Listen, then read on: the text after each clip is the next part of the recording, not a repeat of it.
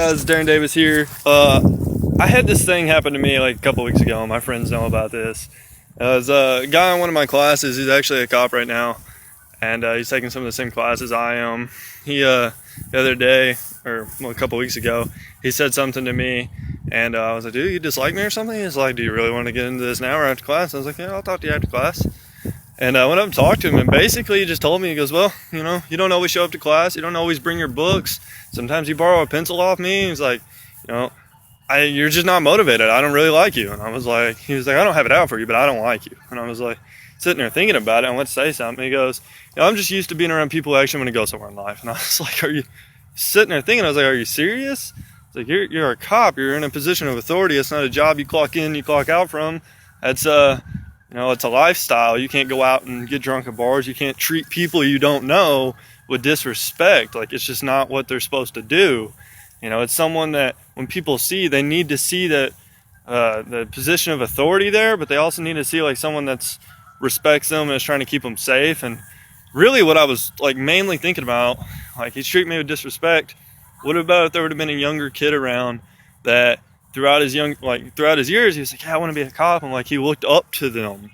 Because like kids especially, they categorize people. They see a cop and they almost think that they're all the same, which tends to be what people are doing on Facebook for some reason. But anyways, so he would see this cop treat me with disrespect, and like, he was looking up to cops, but then he didn't fully understand. Like, he's got to, this guy really needs to think about that before he talks. But anyways, the point of why I'm making this video is because it's easier to see what other people are doing wrong than yourself. So instead of basically focusing on this guy for what he said to me, because at first, I resented the guy and I almost had this hatred for him, but I didn't necessarily hate him, but I disliked the shit out of him. Like, every time I saw him, my mood would drop, and I'm just like, I dislike that guy. I wish he wasn't here.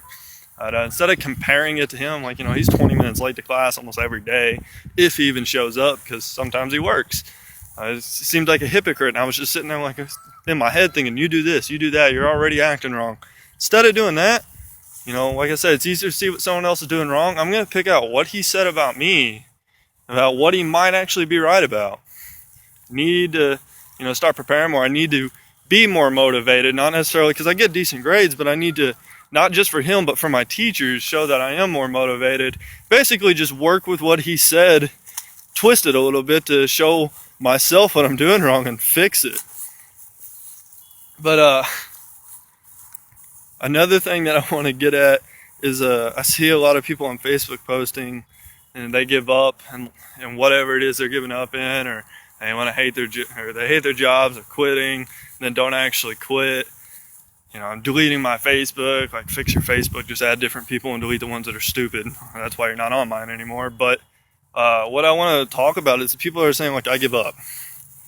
Why did you start in the beginning if you were just going to give up? Like, thinking back at it, if you're thinking about giving up, the reason you even started probably isn't good enough.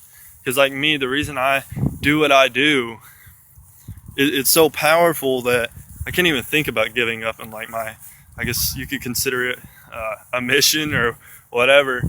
But like, if your why is big enough, giving up isn't even an option. Like, it doesn't even like pop into the back of your head. It's just not there, and it's never gonna be there. When your why is big enough, the how doesn't matter. You go through every struggle, but you're gonna get through it. So for all y'all that are saying to give up, go back to the beginning. Think of that vision you had in mind, and then wake up every day with that in mind and go get it done. Even if you make a little bit of progress each day, that adds up and you're gonna get somewhere. Anyways, peace out.